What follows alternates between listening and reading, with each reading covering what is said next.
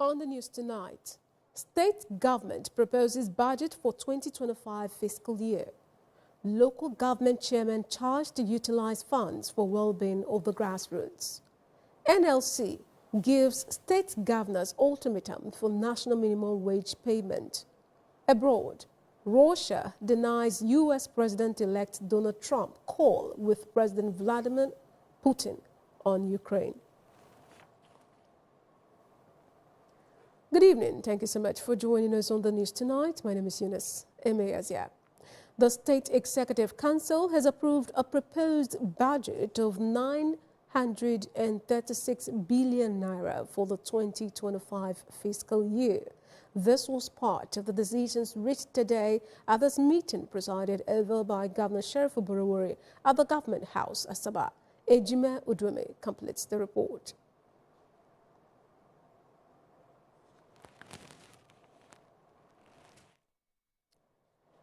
I'll bring you details of that report as the news goes on.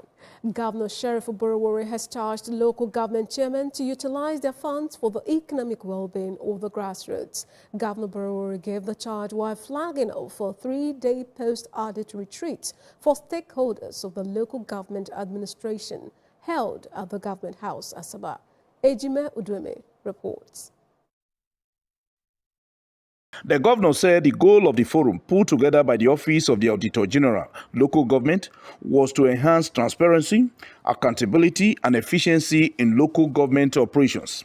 The governor, represented by the Chief of Staff, Government House, Honorable Johnson Erijo, said there was an urgent need for council administrators to execute projects that would advance the dividends of democracy at the grassroots.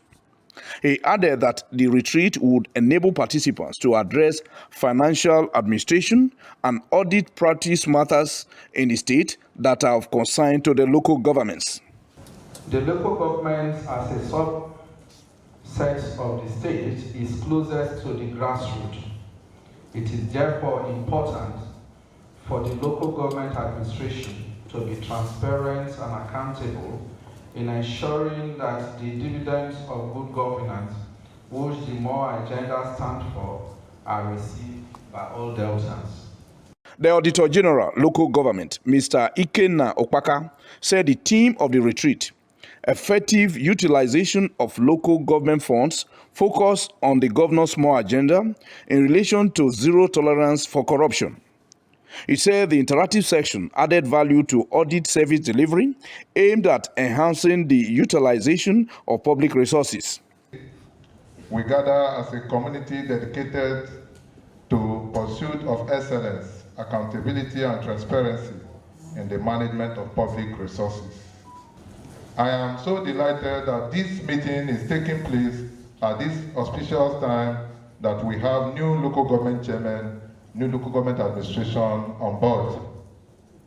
In a lecture, the immediate past chairman of the Delta State House of Assembly Committee on Public Accounts, Honorable Anthony Elekokure, enjoined the council chairman to uphold due process and accountability in all financial transactions and daily management of the councils. The resident anti-corruption commissioner in the Independent Corrupt Practices and Other Related Offences Commission, ICPC, in charge of Delta State, Mr. Edet Ufot, spoke on the functions of the commission and relevant sections of the law that empowered it to prosecute offenders and advise all not to fall prey to the commission's laws. Some of the participants described the event as timely and a move that would promote due process and accountability at the third tier of government. And I think with the lecture we have received from the former chairman of public account PAC, the Delta State House of Assembly, it's a very educating lecture.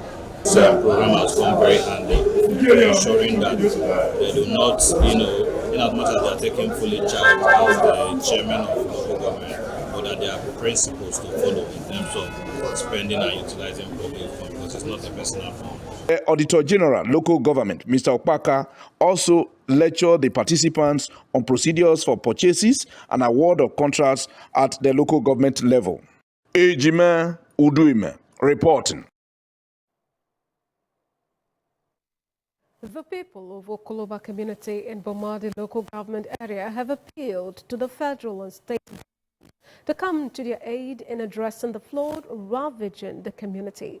The chairman of the community, Mr. Clement Koki, and secretary, Mr. Alfred Esuku, who made the appeal, said the call was necessitated by the overwhelming situation of the flood in the community. Pere Botu reports.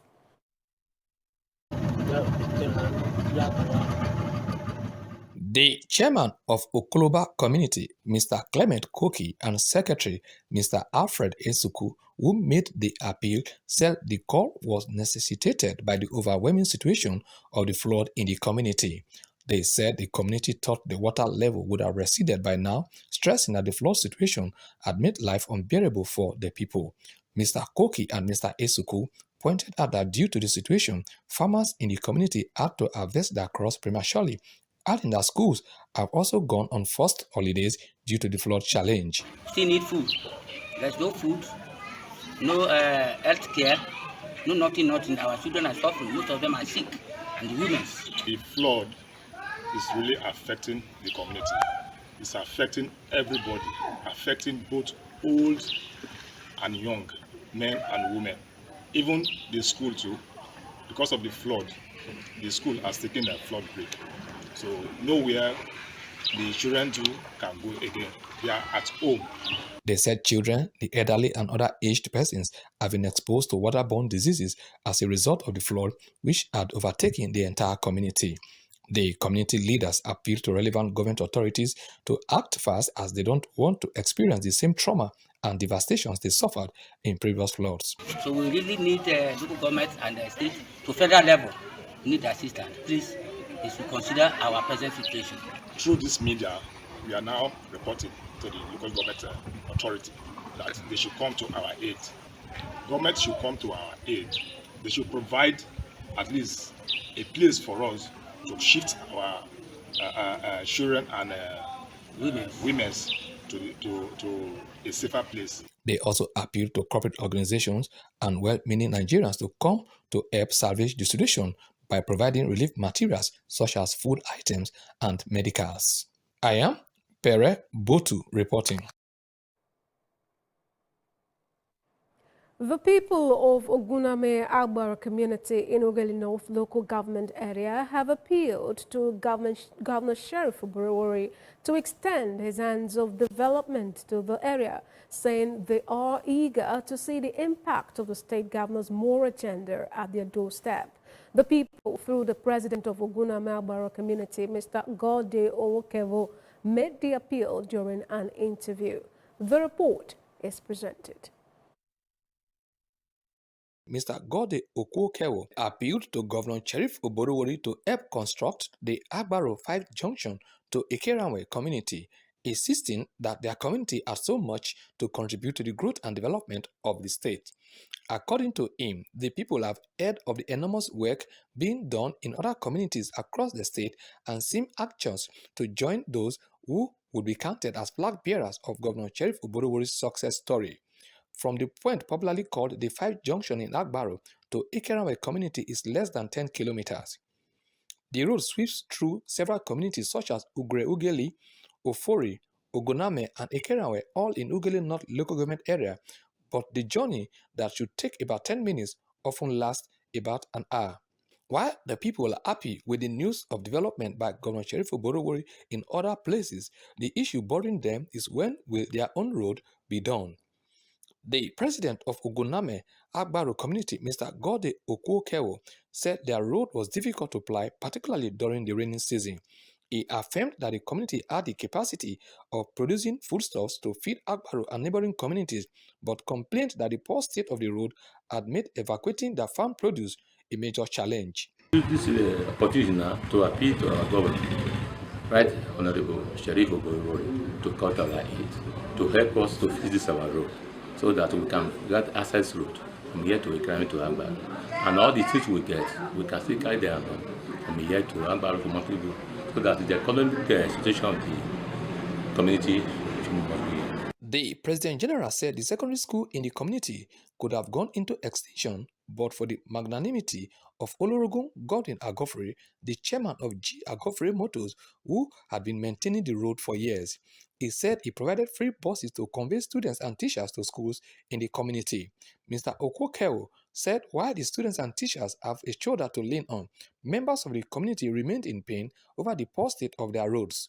To them, the cost of transportation was crippling their economic fortunes because the road, particularly from Ofori to Goname, was in a bad state. During the rainy season, the road is not going anywhere from here to Ekara, from Ofori to Ekara. And it is only the community left in Agbaro that is not tied.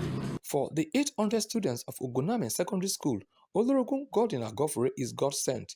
Mr. Anthony Apumami, some teachers, non-teaching staff and students of the school were spotted joining buses donated by Olorogun Godwin Agofre to school. The school principal said but for the buses, most students would have dropped out of school as they cannot afford the cost of transportation to and fro from school due to the bad road. He appealed to the state government to use the dry season to help the community by constructing the roads in Agbaro to Ekeranwe. Vehicles breaking down because of the terrain, the bad roads. So I'm also appealing to government on behalf of the school, the community, that government should help to work on the road. Beyond ensuring that students and teachers got to school, Olorogun Godwin Agofre was also credited to have employed 12 teachers for the community. One of the benefiting teachers, Mr. Augustine Oganevo, appealed to the state governor to reconstruct the Agbaro 5 junction road to Ekeranwe, saying small vehicles find it difficult to ply the road.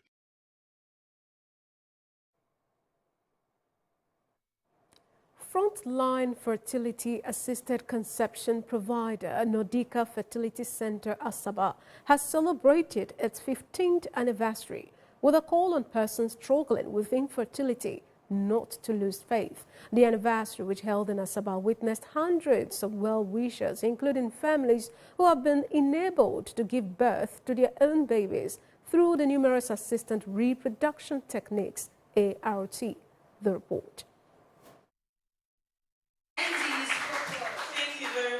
The managing director of Nordica Fertility Center, Dr. Abayomi Ajayi, in his address said, it has been a journey of both success and challenges as the topmost fertility center in the country. Dr. Abayomi revealed that the Nordica Fertility Center had over the years put smiles on the faces of families who are in need of babies. He noted that the center boasts of the best in the country and will continue to live to expectations. I saw what people were going through just because they could not have children of their own. And so that's why over 21 years we've been doing that business in Lagos. And then one thing led to the other. We came to Asaba over 15 years ago now. And the whole sense was to make it accessible to people. Because I remember in the early days that people will come to Lagos from Asaba just to come and do blood tests. And so there was nothing around here all that time. But now you can see that the picture is quite different now. There is more access to IVF, though cost is something that we just wish could go down.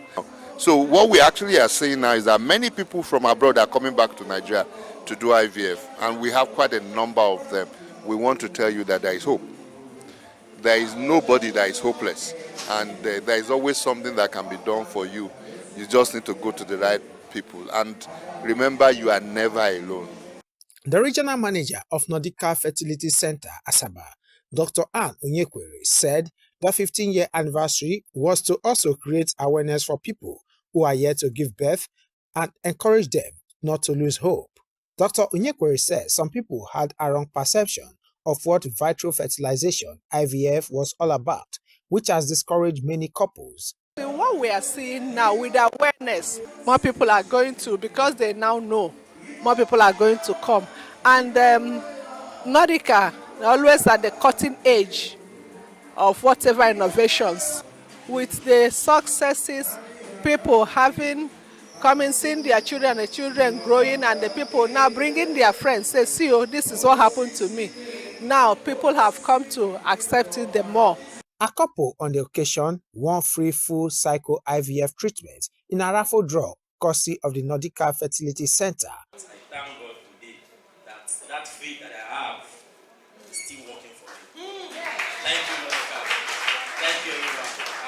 while other participants got a free IVF reassessment. The anniversary featured hair talk on fertility, testimonies from people who underwent the successful IVF performed by the Nordica Fertility Center. In the year 2020, I was diagnosed with tuber blockage. So someone told me about Nordica and I went to make inquiries that day. I tested positive after the first trial. I had my baby in 2020, a bouncing baby boy. Having no issue, I go here and there, searching for how I would do it, but none of them. But when I came to this Nordica place, the doctor persuaded me and increased my faith, and as Victoria, they increased my faith that I will do it. So I picked courage, and just once, God just blessed me. That once, praise the Lord. As well as cutting of the anniversary cake. Residents in the state have been advised to promote mutual understanding and embrace cultural diversity worldwide. Violet Moye sampled residents' opinion on this year's World Tolerance Day. The World Tolerance Day is observed annually on November 16th. It encourages individuals, communities, and nations to foster a conducive environment where differences in culture and beliefs are celebrated rather than suppressed. Some of the respondents defined tolerance as non-judgmental attitude, open-mindedness, and accommodating people around us. They said tolerance was important in today's society as it promotes peace and cultural diversity among communities. When you say tolerance, generally it is that when one tolerates the other. Tolerance means accommodating, accommodating everybody and people around you. It is a time where we begin to look around ourselves and begin to accommodate people some more. You have ethnic tolerance, you have religious tolerance, you have even the duty of care, where you look around, check around for people, and then you give, a wider scope and accommodating abilities. Other respondents enjoined governments and individuals to key into the International Day of Tolerance by creating awareness and sensitizing youth on the need to tolerate one another. Promoting tolerance in our society starts with you as an individual. As an individual, you need to first of all tolerate people around you. Then from there, you can now begin to preach and encourage people around you to tolerate people around them. No human being is perfect. Having that as a back of our mind will help us a lot to be able to tolerate each other. In your place of work, it's this conversation that we'll be putting on the table from time to time. And then, we are in a world now where there is so much tension as a result of hard things that are happening. So it will just be good that we have a knowledge of it. We have to, one, to discipline our tongue first, because the words you speak out cannot be easily retrieved. Even if you say sorry after abusing or insulting somebody or blackmailing somebody, the sorry will not wipe it out. The World Tolerance Day draws attention to the fact that tolerance is not just a virtue, but a necessity for building a peaceful and an all-inclusive world. Violet Moye reporting. Eliminating violence against women and girls in the country is realizable if appropriate laws are enacted to protect women and punish perpetrators, and programs embarked upon to rebuild women's lives who are victims of gender violence. These are the views of residents who reacted today on the increasing rates of gender-based violence and doubts about effective enforcement of gender-based laws in the country. Gift Unosha has details of the report. Violence against women and girls is an act of gender-based violence. involving physical, sexual, and psychological harm or suffering meted out to women, including threats of such acts, arbitrary deprivation of liberty to getting justice from the right source. Against this background, some residents in the state said curbing incidents of violence against women and girls in the society was a collective responsibility of governments and individuals. Some of the respondents said there was a need to create awareness on gender-based violence to enable victims to speak up on any act of gender-based violence, especially in rural areas, as there were provisions of the law against perpetrators. You need to be having a lot of programs where you invite people, you talk to them. You know, you go to the communities, you talk to them, you go to the religious house, you talk to them. Because when you pass the message through this forum, or this forum, if you get to people and they will understand. One issue, let me start with that. When a victim is harmed, the government shouldn't just let that go easily, especially when it's brought into their own case study. So they should go ahead to punish the person very well. Because some of these people, they go scot-free after doing all these things. Government should support it and education too. They should educate people on it, like educating women, both genders on it, like because this women violation is demystifying something like its first approach, like it has been happening for a very long time. So I think they need education. The government should speak, that they should get people on it and take serious actions. They enjoined parents and guardians to impact good morals on their children and words and bring them up in love and crisis-free environments to enable them live positive lives. It cannot be eradicated by the court, in the sense that when we begin to have a check on how our children behave at home and how we begin to talk to them, how we also comport ourselves at home in their presence. As you're bringing up your child, you make your child understand that the man should not be beating the girls. Most homes, you see, I remember when I was growing up, sometimes when my sister misbehaved, they say, go and beat. So you now think it has become a norm. So we need to let the children from the cradle understand that violence of any sort should not be done. They called on government at all levels to address societal concerns by punishing violators of the law against gender-based violence, adding that women and girls' good health and prosperity should be promoted in the society. Gift Unosha reporting.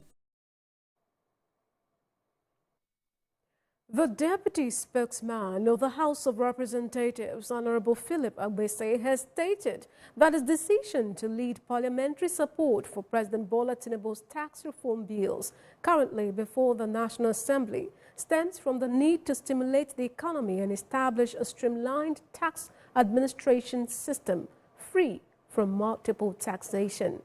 On September 3, the President submitted 4 tax reform bills to the National Assembly for consideration based on recommendations from the Presidential Committee on Fiscal and Tax Reforms led by Taiwo Oyedele to review existing tax laws.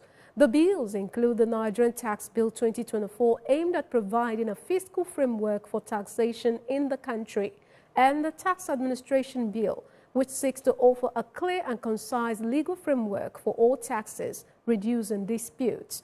The other bills are the Nigerian Revenue Service Establishment Bill, which proposes to repeal the Federal Inland Revenue Service Act and establish the Nigerian Revenue Service, and the Joint Revenue Board Establishment Bill, which would create a tax tribunal and tax ombudsman.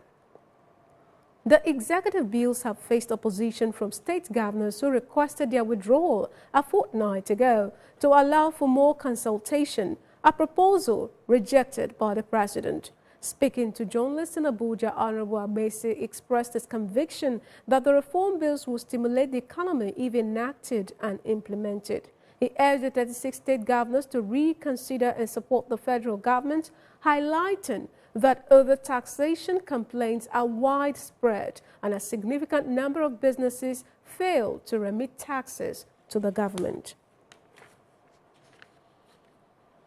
The Nigerian Labour Congress has given state governments an ultimatum of December 1 to implement the new minimum wage. The NLC made this known on Sunday in a communique signed by its president, Joe Ajero, at the end of his National Executive Council NEC meeting held in Port Harcourt, Rivers State.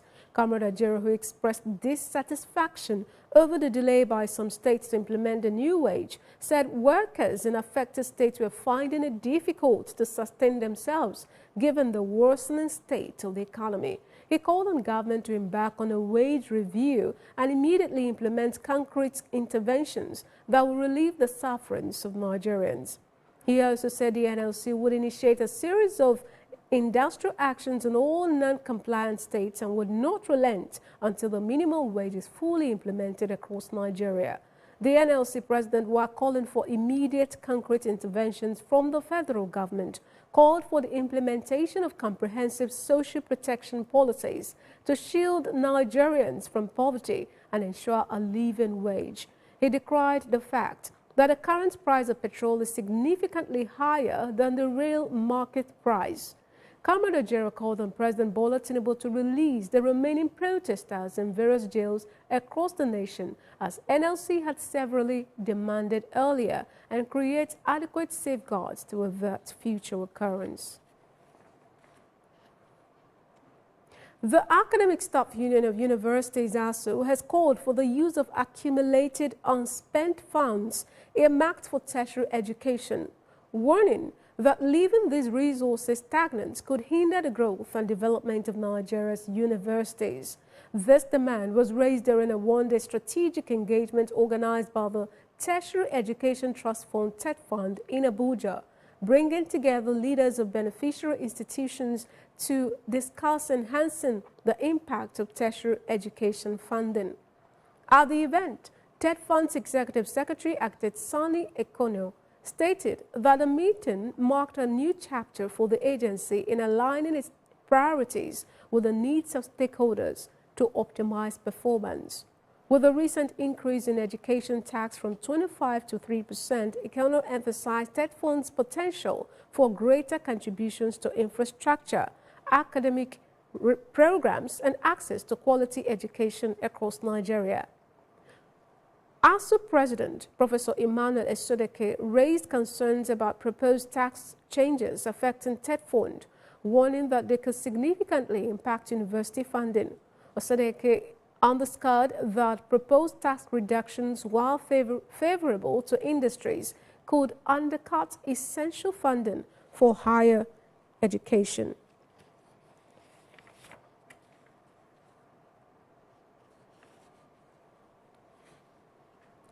Ahead of the swearing-in, Edo State Governor-elect Senator Monday Obebolo has made his first appointment, naming Mr. Fred Odiano Seitoa as his chief press secretary. The new appointee, a cerebral journalist with the Sun newspaper, will head the media team of the governor, who is expected to step in on Tuesday, 12th of November. Mr. Itoa, who was the Director of Communications at the Sun Media Foundation, holds a Bachelor of Arts degree in English from the Ambrose Ali University, Ekpoma, a Master's degree in Media Arts from the University of Abuja, and is currently in the final stages of his PhD thesis in Development Communication at the Veritas University, Abuja. The new CPS is an accomplished writer, a journalist, as well as a media and communications consultant with over 13 years of experience. He is recognized for expertise in covering diverse and critical issues from humanitarian crisis to national governance. Sensitive materials for the Ondo State governorship election scheduled for Saturday, 16th November 2024, have arrived in Akure, the state capital. The materials were transported by the Nigerian Air Force and have been received by officials of the Central Bank of Nigeria. This was disclosed in a brief message posted on the official X page of the Independent National Electoral Commission. The Kwara State government has urged public sector workers to register with the Kwara State Residents Registration Agency to do so immediately because anyone without it will not get a salary or bonuses in November. Commissioner for Finance Dr. Hawa Nuru disclosed this in a statement in Ilorin today, stating that the registration started in July. She said the agency was empowered by law to collect data on every resident in the state and allocate unique identities to each person for effective planning, resource management, service delivery, and public safety, among others. The Commissioner noted that the registration was a vital step towards establishing a comprehensive and accurate database that enables the government to serve Kwara residents more effectively and ensure that every state worker is registered in a payroll system to enhance service delivery. Still to come, Trump call with Putin. Russia denies Trump call with Putin, adding restraints in Ukraine. This and more when we return. Please stay with us.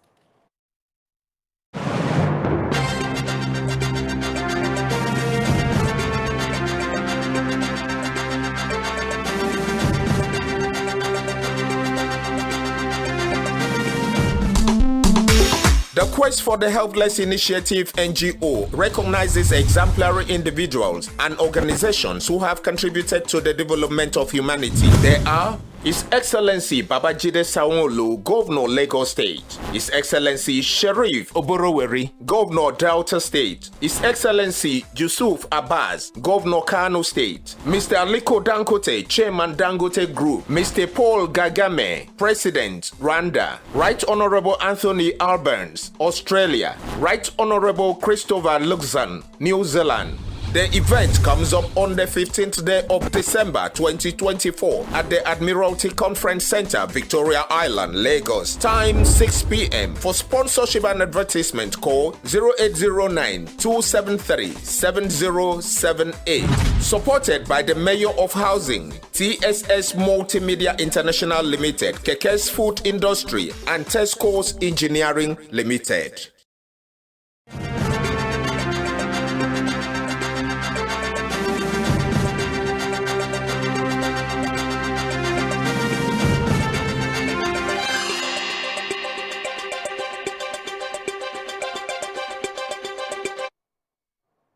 Thank you so much for staying tuned. You're watching the Delta Television main news. From the foreign scene, the Kremlin has denied media reports that U.S. President-elect Donald Trump held a call with Vladimir Putin in which he is said to have warned the Russian president against escalating the war in Ukraine.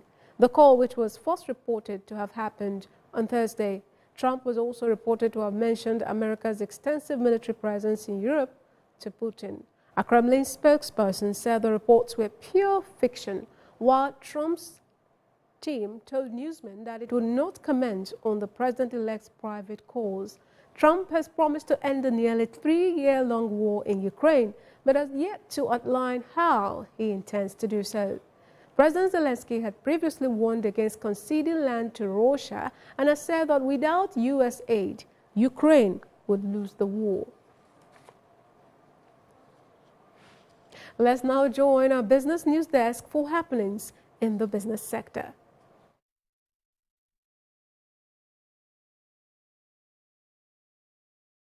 The Major Energies Marketers Association of Nigeria, MEMAN, has put the landing cost of premium motor spirit, PMS, also known as petrol, at 971 naira per litre.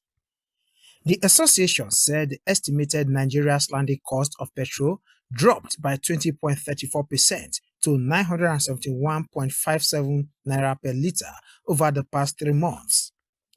Despite the reduction, the retail price of petrol increased by 443 naira or 71.79% from 617 naira per litre on August 1, 2024 to 1,060 naira per litre by November 8, 2024.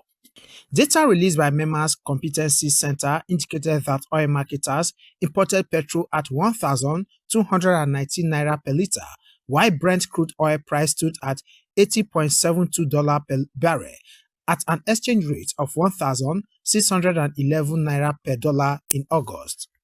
However, in November, with an estimated landing cost of 971.57 naira, a Brent crude price benchmark of $75.57 per barrel, and an exchange rate of 1,665.84 naira per dollar, the product currently sells at 1,060 naira at the Nigerian National Petroleum Company Limited (NNPCL) retail stations and 1,180 at the outlets of independent marketers.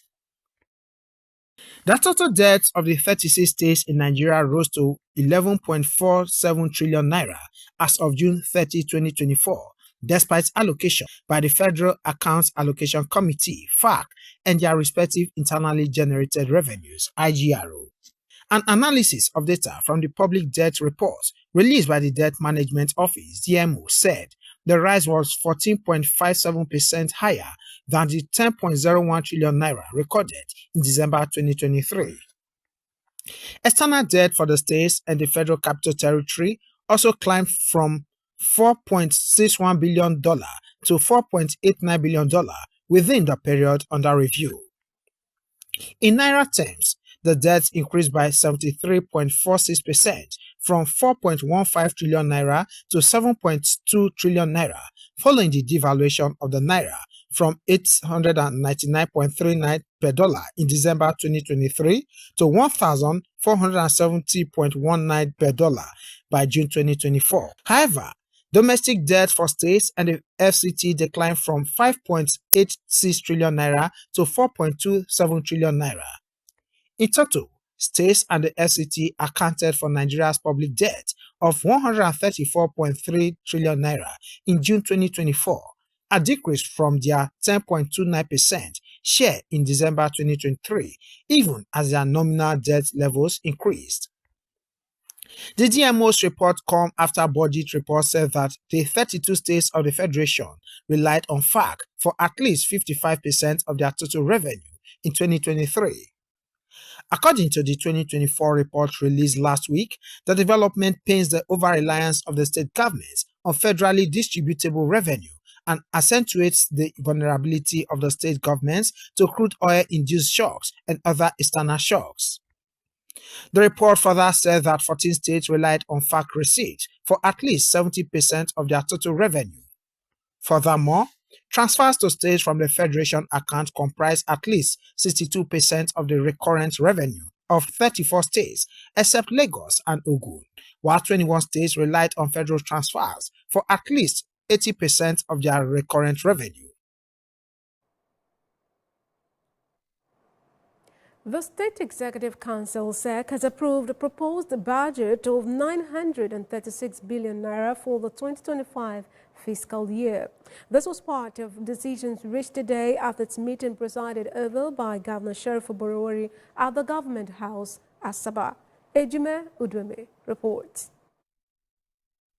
Briefing journalists on the outcome of the meeting, Commissioner for Economic Planning, Mr. Sonny Ekedanya, said the proposed budget comprised 587.4 billion naira, representing 62.75% for capital expenditure, while 348.7 billion naira, representing 37.25%, is for recurrent expenditure. Mr. Ekedanya, who was flanked by the Commissioner for Information, Dr. Ifeanyi Oswoza, and his counterparts in Works, Rural and Riverine Roads, Charles Aniago, and Riverine Infrastructure, Honorable Ibikeme Clark, during the briefing, said the 2025 proposed budget was premised on an exchange rate of 1,300 naira to the dollar. He said the budget reflected the administration's commitment to developing key sectors with a balanced approach between recurrent and capital expenditures.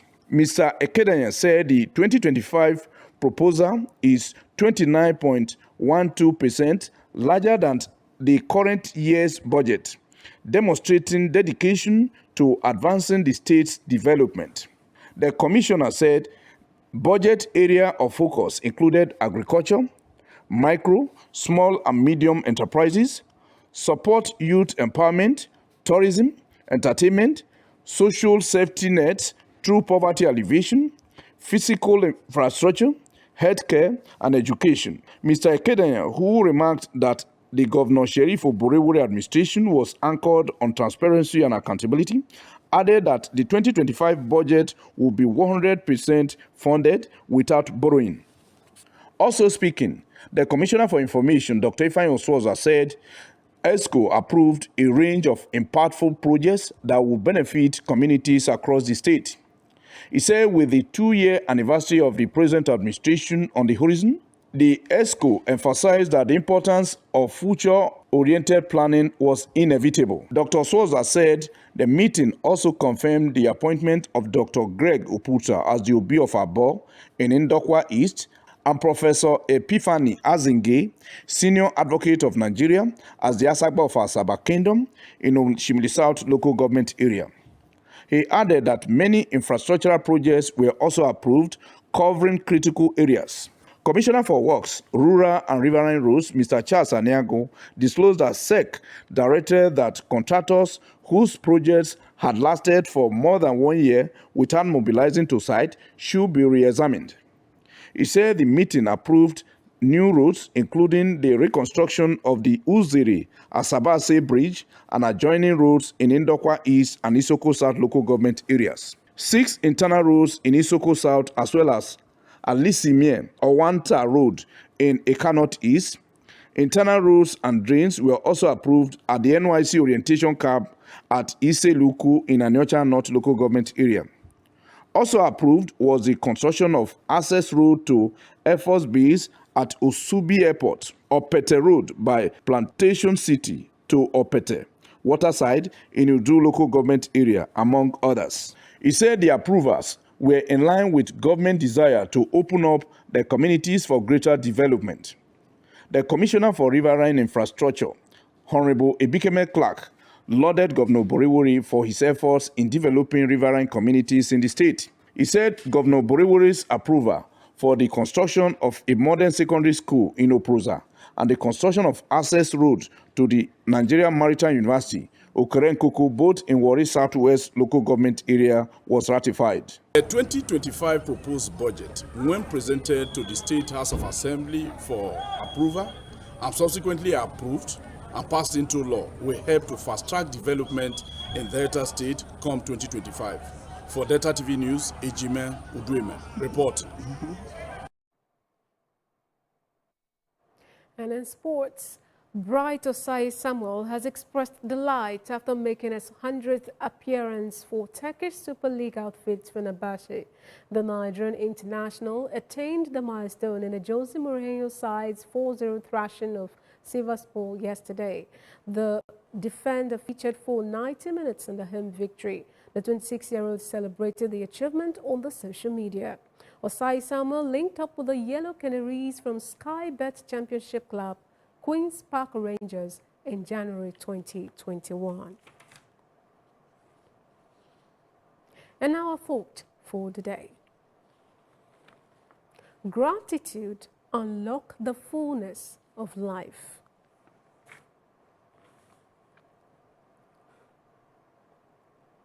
And just before we go, here are the highlights of the news.